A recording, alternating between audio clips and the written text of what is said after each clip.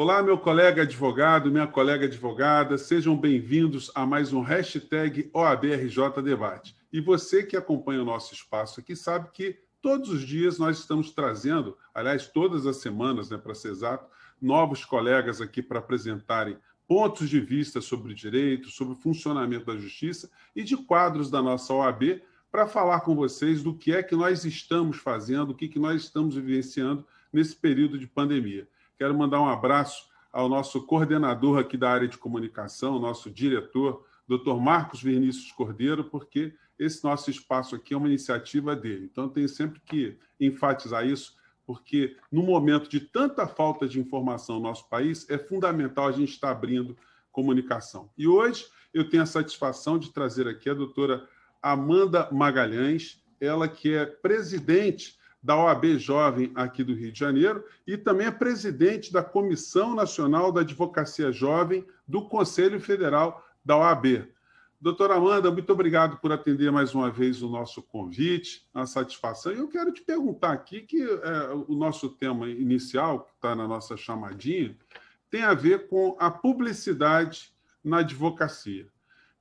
As ferramentas da internet, elas não foram pensadas pelo nosso legislador quando foi feito o nosso estatuto, o nosso código de ética. Algumas práticas hoje, que são corriqueiras nos meios tecnológicos, criam desconfortos e algumas interrogações para os advogados.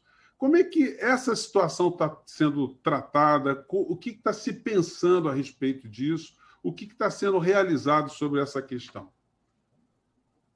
Júnior, inicialmente eu te agradeço a oportunidade de estar mais uma vez aqui com você, falando com toda a advocacia e principalmente com a jovem advocacia. Deixo aqui também um abraço e a gratidão ao Marcos Vinícius pela ideia brilhante de criar esse programa e de oportunizar que nós possamos nos aproximar da advocacia, principalmente em tempos de pandemia em que estamos tão distantes. Bom, você disse tudo. O primeiro passo para a gente entender o que está acontecendo é realmente pensar qual era o espírito do legislador à época que elaborou o Código de Ética, o Estatuto e o Provimento 94 de 2000, que é o provimento que versa sobre a publicidade na advocacia. E naquela época, em 2000, nós não tínhamos as redes sociais que nós temos hoje, os meios tecnológicos ainda não estavam, não tinham a ascensão que tem hoje, o acesso que tem hoje. Então, o espírito, obviamente, era trazer regramentos que permitissem à advocacia a trabalhar, a se mostrar, desenvolver o seu trabalho através de uma publicidade, mas uma publicidade até então não pensada para as plataformas e para as redes sociais, para os meios digitais. E a partir disso, a gente foi identificando de 2000 para cá inúmeras lacunas, inúmeros aspectos em aberto que geraram muita preocupação de toda a advocacia. Será que se eu fizer uma publicidade, primeiro, o que seria uma publicidade informativa? Porque o atual provimento, ele na verdade, ele lista a publicidade informativa dizendo que é informar o endereço, é informar a especialidade, se limita justamente a informações sobre o advogado. Então, eu falar sobre algum conteúdo jurídico, se seria permitido ou não. Então, a gente não tem esse conceito mais amplo e mais claro no atual provimento, que é o vigente. Além disso, o provimento atual ele não fala nada sobre a utilização de redes sociais, justamente porque em 2000, 2001, 2002, a gente não tinha as redes sociais que nós temos hoje, as plataformas que nós temos hoje. Então, atualmente nós temos esse provimento vigente, mas diante dessa defasagem de 2000 para cá e potencializada pela pandemia e que a utilização das redes sociais, a criação de redes sociais, há pouco tempo, acho que há um mês foi criada, né, uma nova rede social, ela mostrou que a gente precisava se comunicar de algum modo, a gente precisava transmitir conteúdo de algum modo, a gente precisava se conectar com as pessoas de algum modo. Só que o atual provimento, ele não fala a respeito. Então, isso é vedado? Isso é permitido? Isso não é dito. Então, em novembro de 2019, na véspera do Encontro Nacional da Jovem Advocacia, né, que aconteceu aqui no Rio de Janeiro, nós realizamos o Colégio Nacional de Presidentes, que é uma reunião em que participam todos os presidentes da Jovem Advocacia do país, os 27 estados reunidos, desculpa, os 26 estados e o Distrito Federal reunidos. E nesse Colégio de Presidentes, nós deliberamos bastante sobre a necessidade de se alterar o provimento atual, que já estava defasado em 2019. Então, você imagina, em 2021, já em 2020, a gente já identificou essa defasagem. Então, nós deliberamos por muitas horas e dali saíram sugestões a serem encaminhadas ao Conselho Federal, que já possui um grupo de trabalho específico para apresentar uma proposta de provimento. E agora, mais recentemente, nós reunimos tudo que a gente tinha deliberado, reunimos o trabalho feito por um grupo de trabalho do próprio Colégio de Presidentes, mais precisamente sobre os conceitos que a gente precisava trazer. E então, nós elaboramos uma proposta de alteração do provimento que compara o provimento atual e tenta adequá-lo à realidade, ao que está sendo utilizado e às necessidades da advocacia. Esse provimento foi encaminhado em janeiro para cada seccional, protocolizado com cada presidente e também ao Conselho Federal. E aí a gente está aguardando uma resposta do Conselho Federal, uma sessão ser marcada, acredito até que uma sessão extraordinária para deliberar e votar a respeito da proposta que foi encaminhada e de outras que possam ter sido encaminhadas também. Então, a ideia é alterar, sim, o atual provimento. E qual a tua visão pessoal sobre a publicidade da advocacia, né? Qual é o limite que o tema pode ser tratado assim de uma forma ética, ou que momento que começa a esbarrar no princípio assim, de moralidade no exercício da atividade da advocacia? Júnior, então, é uma excelente pergunta e isso gera muitas dúvidas. Porque, ao mesmo tempo em que eu defendo que é necessário estarmos onde todos os outros profissionais estão, que é necessário nós ocuparmos todos os espaços, que é necessário a gente estar nas mais variadas redes sociais, Facebook, Instagram, Twitter, é necessário a gente ponderar as nossas condutas. A advocacia é uma profissão super tradicional, uma profissão essencial. O nosso texto constitucional menciona cerca de 40 vezes, justamente porque nós somos essenciais e indispensáveis para a administração da justiça, para a manutenção da democracia. Nós lidamos com vidas, nós lidamos com liberdade, nós lidamos com os direitos mais sensíveis da população. Nós somos essenciais para a sociedade. Nós estamos aqui tendo o papel justamente de corrigir e organizar toda essa bagunça, todos esses transtornos ocasionados pela pandemia. Então, por isso, nós devemos atuar com sobriedade e discrição, como o próprio Código de Ética ele define. São conceitos um pouco amplos, mas basta a gente entender que nós, ao lidarmos com o problema de um ser humano, nós não podemos nos aproximar de uma conduta mercantilista. Nós não estamos vendendo um produto, nós estamos trabalhando por um bem maior. Então, o limite, para mim, é uma linha muito tênue, de fato, mas eu vejo que é necessário e é imprescindível, a gente não pode negar de forma alguma o espaço a advogados e advogadas nas redes sociais. Mas, ao mesmo tempo, o conteúdo produzido por nós deve atentar para os princípios, para o norte que o Código de Ética e Disciplina ele nos apresenta. Então, nós precisamos informar a população.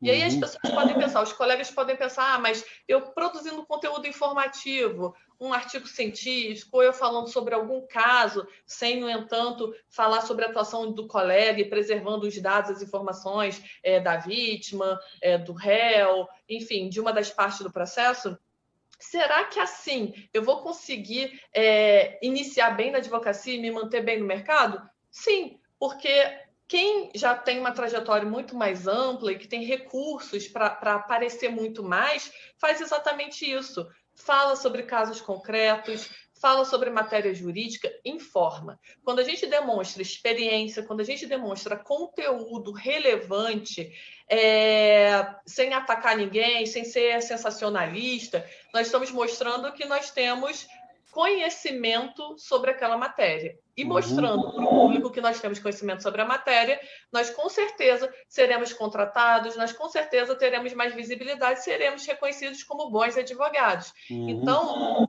o que eu não acho válido é a gente banalizar a profissão e se aproximar de uma venda, como se a gente estivesse utilizando uma plataforma para vender alguma coisa. O movimento que tem que ser feito, Júnior, é a informação atrair um possível cliente e não a gente ir atrás do cliente e falar, me contrata, eu resolvo o seu problema, eu garanto que vou resolver o seu problema, ou expressões que de autoengrandecimento ou de comparação, que digam, eu sou muito melhor que o advogado fulano de tal, o meu escritório tem não sei quantos mil processos, eu tive êxito em todos, por mais que seja verdade. Sim. Então, não basta a gente transmitir uma informação verídica.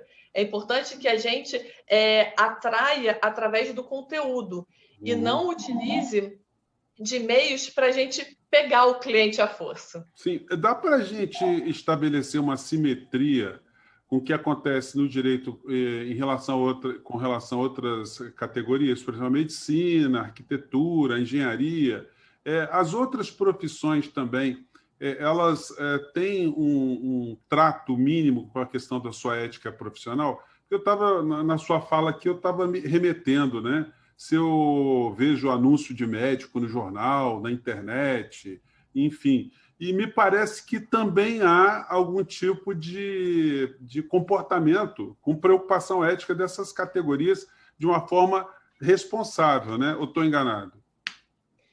Júnior, eu não posso precisar os limites éticos de cada profissão, mas a medicina, por exemplo, o que eu posso dizer é que é óbvio que a gente pode expor, se fôssemos médicos, o trabalho que desenvolvemos, algum conteúdo científico, algum artigo que tenha sido produzido e que tenha relevância também. É óbvio que a gente pode mostrar que está num congresso, isso também pode acontecer na advocacia.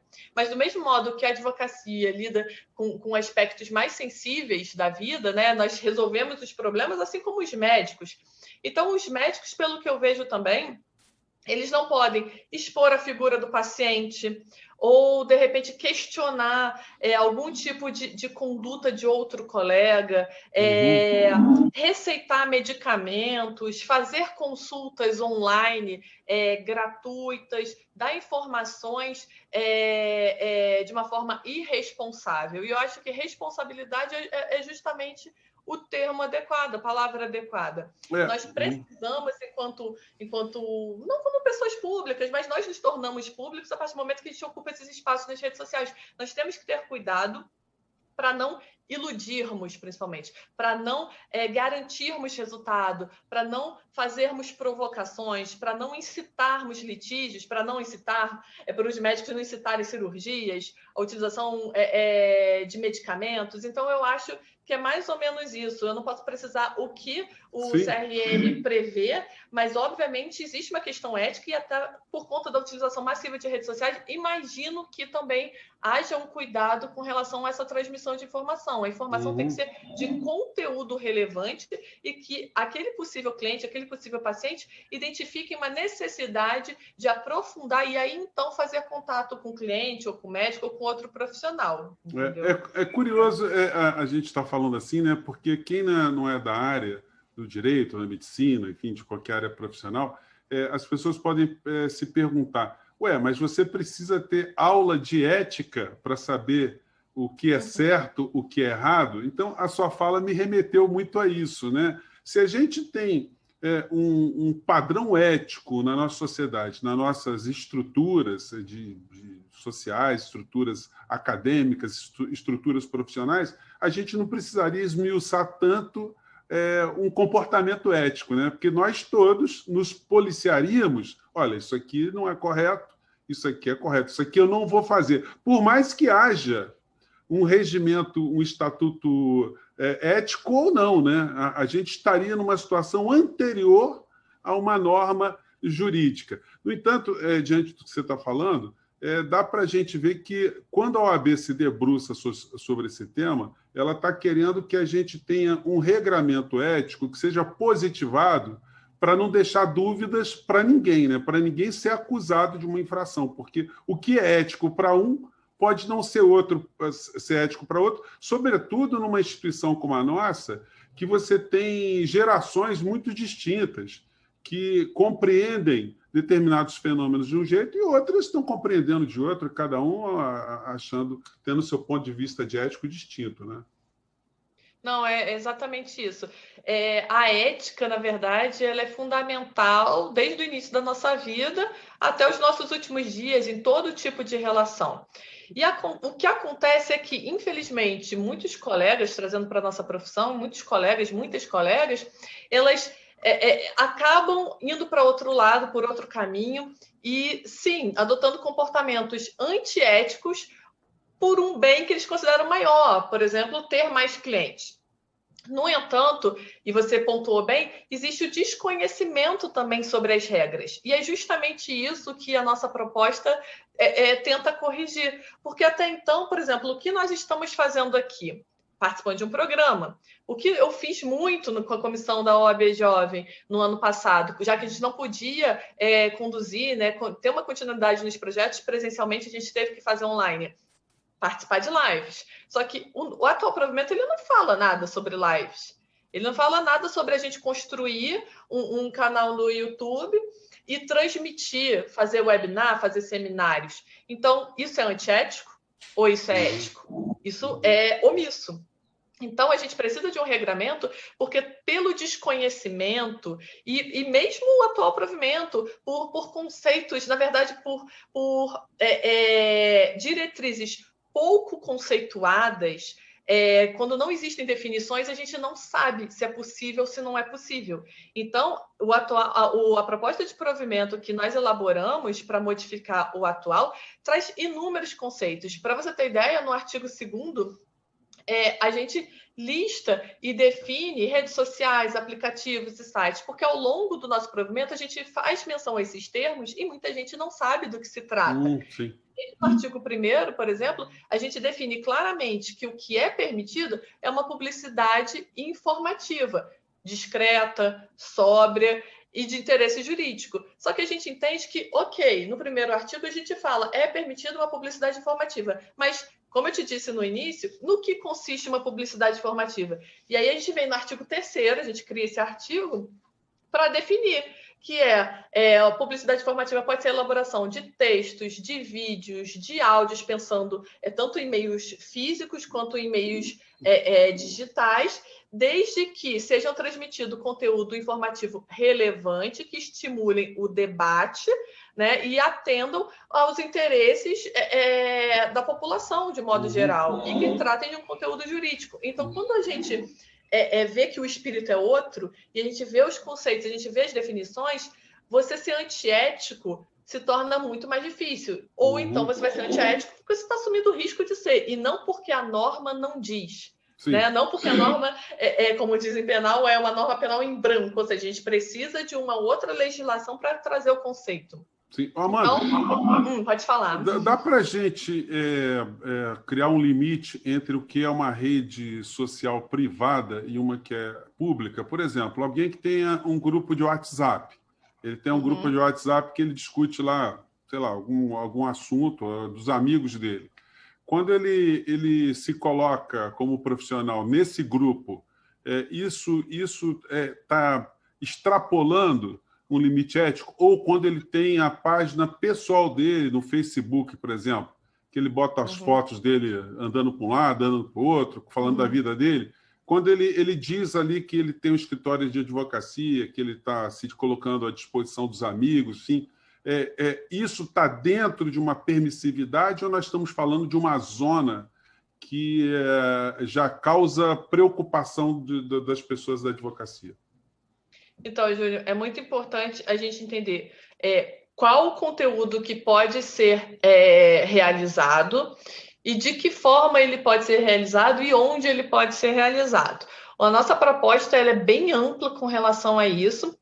Então, a gente entende, sim, que nós podemos e devemos estar em todos os aplicativos, em todas as redes sociais, em todas as plataformas.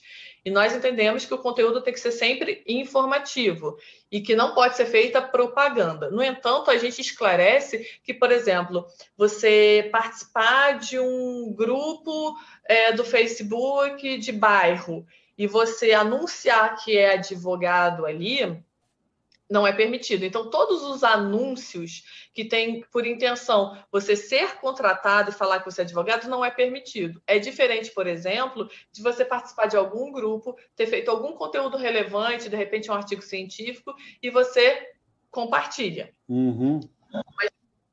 Também é muito comum, e a gente conversa até sobre isso nessa proposta de provimento, sobre aquelas mensagens em datas comemorativas, final de ano, ou muito na pandemia, aconteceu muito na pandemia, a elaboração de algum conteúdo, explicando, por exemplo, eu sou criminalista, então explicando quais os crimes que determinadas condutas praticadas durante a pandemia, elas configuram quais crimes.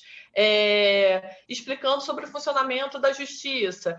Qualquer tipo de conteúdo que informe é válido. No entanto, esses tipos de conteúdo mais direcionados, eles têm que ser enviados somente para clientes, ou mediante prévio requerimento da pessoa. Então, assim como você não pode sair distribuindo seus cartões, você não pode, por exemplo, falar, olha, eu mudei de endereço, e você posta isso no Facebook e sai postando isso para todo mundo. Então, você tem que tomar cuidado, a linha é muito tênue. Então, é sempre bom informar, e é sempre bom que as pessoas elas cheguem até você, e não você chegue nessas pessoas. Então, se você participa de um grupo que é sobre debate jurídico, que tem vários outros advogados, você pode, por exemplo, amigos, estou compartilhando com vocês um conteúdo que eu fiz a respeito da matéria tal e foi publicada no site tal. Ok. Você, por exemplo, tem os seus grupos com seus clientes. Ok,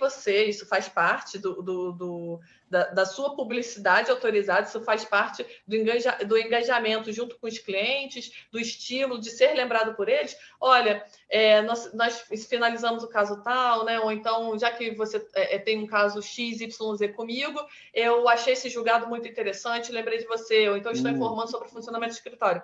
Ok, o que não pode é você pegar, de repente, uma decisão, você fala sobre ela, mas você fala, defendo os seus direitos, estou à disposição no endereço tal, tenho muito êxito, caso precise, procure um advogado. E aí, caso precise, procure um advogado, você bota o seu nome, seu endereço, seu telefone, você está ali falando assim, me contrate logo que eu vou resolver o seu problema.